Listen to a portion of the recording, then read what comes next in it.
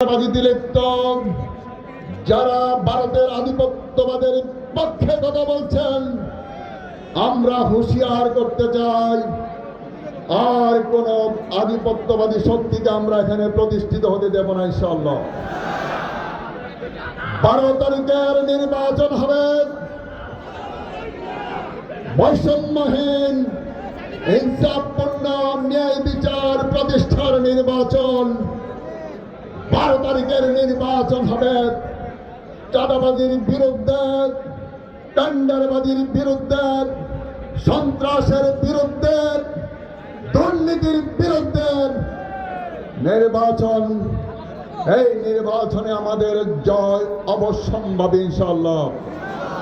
সেই বিজয় নিয়ে বাংলাদেশের রাষ্ট্রীয় ক্ষমতায় 11 দলীয় নেতা ডক্টর শফিকুর রহমান প্রধানমন্ত্রী হবেন ইনশাআল্লাহ। সেই 12 তারিখের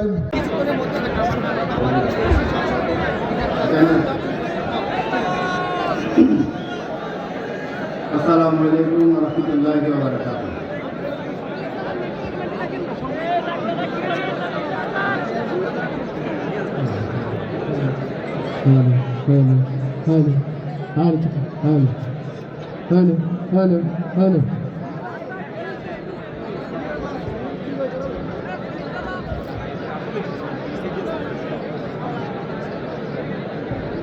এই জায়গায় রাখেন, লড়াইয়ের না।